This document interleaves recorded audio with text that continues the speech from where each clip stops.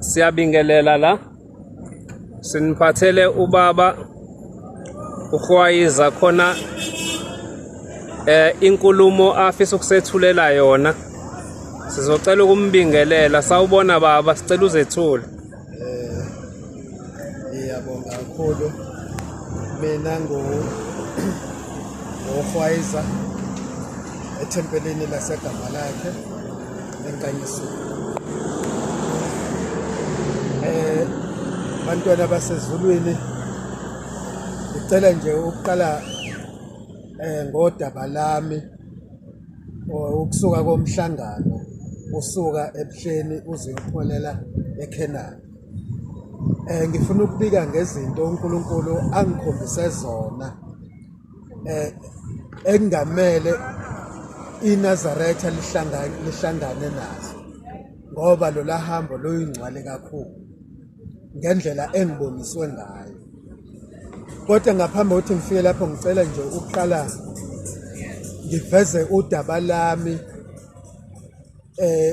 ngimenyelwa kulona lolu hambo lwasekhenani. Olwami uphi unyaka lolu hambo ukhuluma ngalo? Uhambo lwa 2024. Kuwona lo nyaka. Uthe ngabo August ngonyaka ophelile 2023. Ngethe ngilele ebusuku wafika ikhehle lakithi langitshela lathi, mfana, thina sesiyadinga ukuthi uye uhambe, kodwa ngaphambi ukuthi uye ehambeni sicela uhambe uyohlawulela ingane yakho. Kuleso sikhathi-ke ngizamile-ke ngahlanganisa, ngayithola imali, ngahamba ngayihlawulela ingane, kwaba kuhle. Kuthe mase lifika-ke uhambo-ke sisukile ebuhleni, ukusuka kwethu-ke nje ebuhleni njengoba ade sasuka ebuhleni sahamba. Ngicela uyichaze ukuthi baba yini bathamba ohlawulela ingane, isizathu bathe yini? Isizathu njengoba bethena ngihambe ngiyohlawula kuqala ngaphambi kokuthi ngihambe, bathi bona ngeke ngikwazi ukuhamba umhlangano ingane engahlawulile. Kusho ukuthi uma uhamba umhlangano ungahlawulile, lolo hambo lakho luyinto engekho, alibhalwa ndawo. Babe sebengigqugquzela-ke bathi angizame ukuthola angizame ukuhambe ngiyohlawula. Ngiyitholile-ke imali ngahamba ngayohlawula, ngakwenza lokho kwaba yimpumelelo.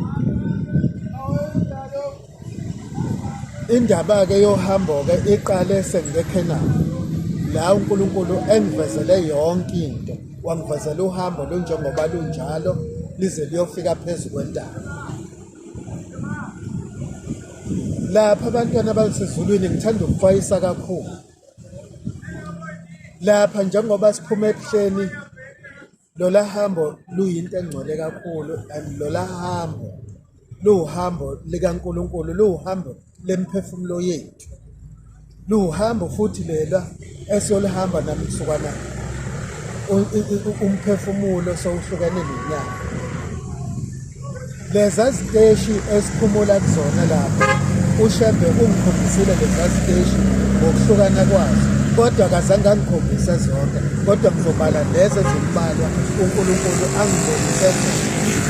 Ngase ngitshelwa ngazi ukuthi zidlile. Kuphinde bantwana basezulwini engifuna ukukuxwayisa futhi kakhulu okunye ngikubonile kulola hambo. Mesilihamba lola hambo engathi singahamba la kuhambe khona inkosi, singaqophi. Kuney'ndlela ezinqamulelayo, abanye bayophumela ngaphambili, abanye bafuna ukuthi bayophumula ngale izitsha bazibuke bazishiye ngemuva. Yonke leyo nto ayenziwe. Lapha lola hambo lune-procedure ngoba sihamba ngokwezigaba zethu.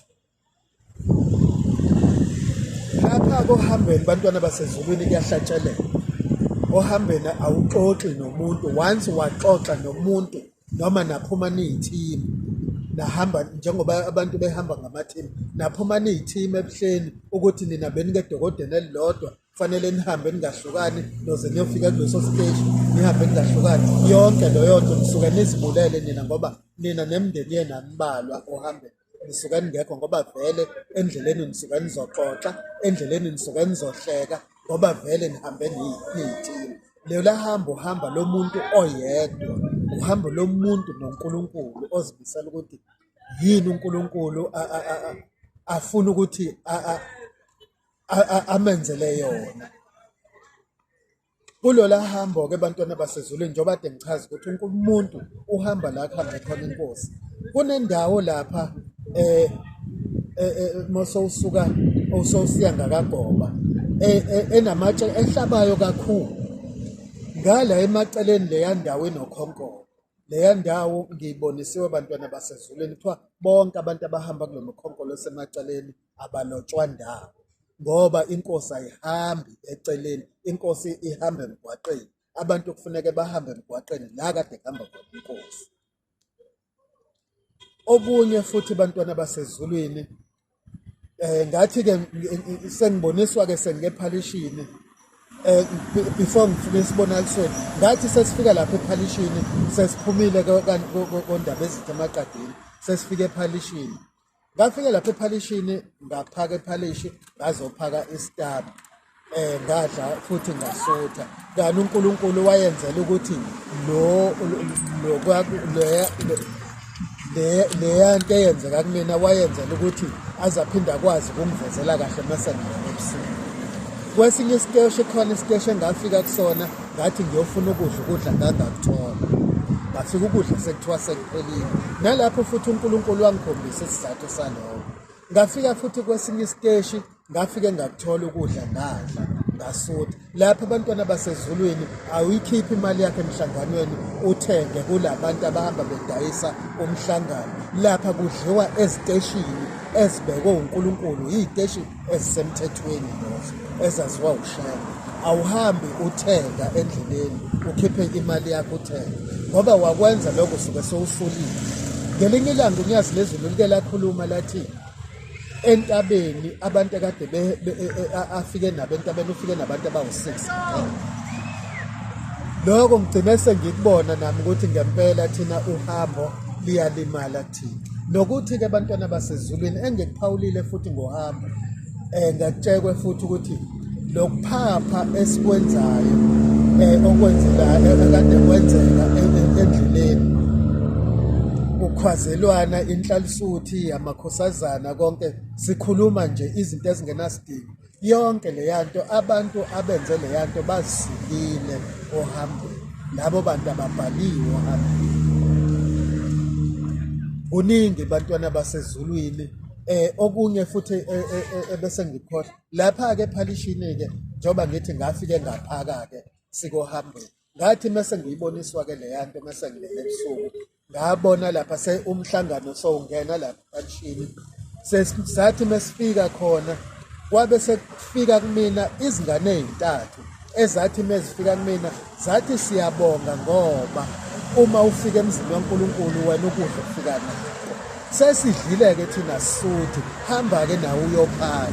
Ngafike ngaphaka, zithi lezi ngane yithina esikunikile ukudla lana ukuthi yidla, ngoba sibonile ukuthi wena vele la kunoNkulunkulu khona uyafika nento awukhohlwa ukuthi thina siyadla. Ngafike ngakuthola-ke ukudla lapho abantwana basezulwini ngabe sengiyadla. Esinye futhi isiteshi engakhonjiswa sona isiteshi sasezintuthaneni. Lapha-ke entuthaneni-ke safike saxakeka ngoba safika lapha enkatheni. Ngesikhathi-ke sesiyobeka inkatha-ke lapha, sabuya sahamba-ke sayophumula. Mese siphumulile-ke lapha-ke sekuyafika kuthina ukuthi cha ngeke ake sithole into ephuzwayo. Sekuyafika ngawathola amanzi lapho ayengo-2 litha, engawathola nje futhi kwasekusele wona wodwa. Sekuyafika-ke lapho kuthiwa sengiyatshelwa-ke kuthiwa abantu bakini vele abawabeka la manzi ngoba vele babewabekele wona babebazi ukuthi uzofika unqanile. Ngafike ngawathola-ke lawo manzi mancane ngaphuza. Utheme sesifika-ke kulesa siteshi lesi ukuthi sengisikhohlwe noma sasilandele sokugcina la kodwa esinomuzi kababa isiteshi esisha lesi. Ningizwe kahle uhambo bengiliqala njengoba iziteshi ngingakwazi ukuzichaza ngokulandelana kwazo.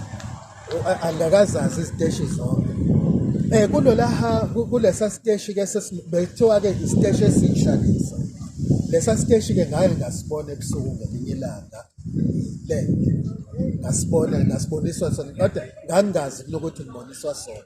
Kodwa ngize ngabona ukuthi ngiboniswa sona ngoba sengifike khona. Bantwana basezulwini ngiyabonga kakhulu.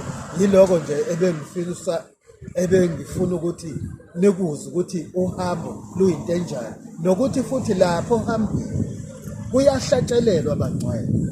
Uma ungahlabeleli futhi ithuluzi awuxoxi nomngani wakho noma ngabe kuthiwa nizwana kangakanani noma ngabe kuthiwa niphuma edokodeni elilodwa awuxoxi inhlobo. Cela nje imindeni yakini ikuthwale ukuze uma uthwalwe yiyona ngeke uze uqhuzuke ngapha ngisho onyaweni. Mina ngacela yona imindeni yakithi angizange ngize ngifake ngisho ibhandishi.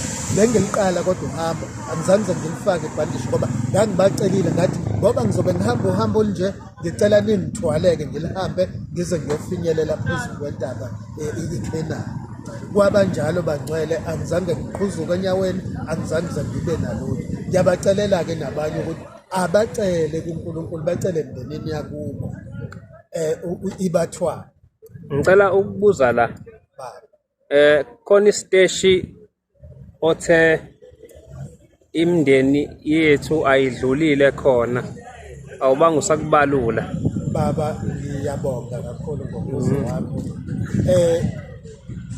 Le siteshi-ke engisishoyo-ke ngithi mina sisha. Kona isiteshi esidala kodwa engathi umuzi kaNkulunkulu omusha angazi noma kunjalo.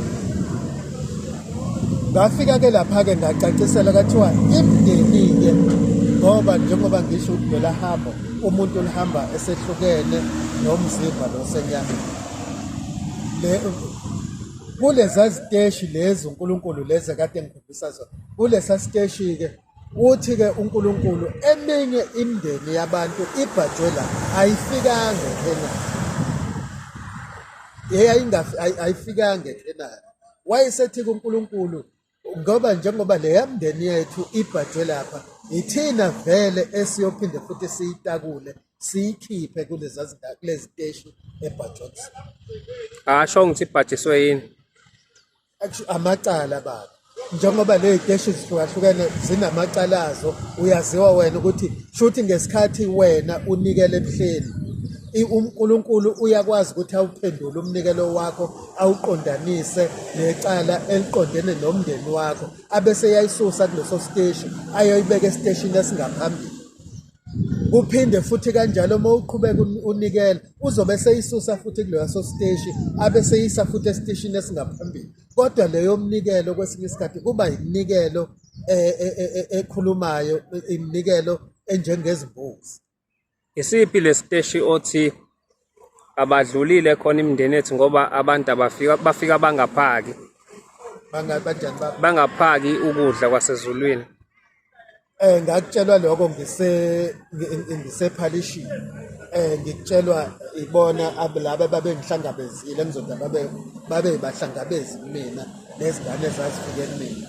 Zathi lapha umuntu mengabe singadli thina nawe ngeke uzuphakele. Yingakho kwesinye isikhathi uzofika kwezinye iziteshi ukudla ungakutholi ngoba thina sisuke silambile thina singadli. Hayi Shukuthi kubantwana basezulwini kusempini oyinazaretha neNazaretha ukuthi umndeni wakubo ukhipha kanjani esigodini sosizi. Kodwa ngiyacela ukuthi obengazi ukuthi uhambo luyini namhlanje useyazi. Kodwa lapha futhi singaphaphi bantwana basezulwini. Lokakukabalasa nokumemeza okukhuluma izinto ezingashilo ezingathi isho sigconana senza yonke into, leya nto ayikubeka ohambeni, leya nto ikubeka kwenye indawo. Uma ngabe usohambweni wena, hlabelela uma ngabe uyahlabelela, uma ngabe ufutha imbomu, ufutha imbomu. Siyabonga. Siqikelele nje ngempela ukuthi la kuhambe khona inkosi yila kufuneka sihambe khona thina. Inkosi busise next. Amen.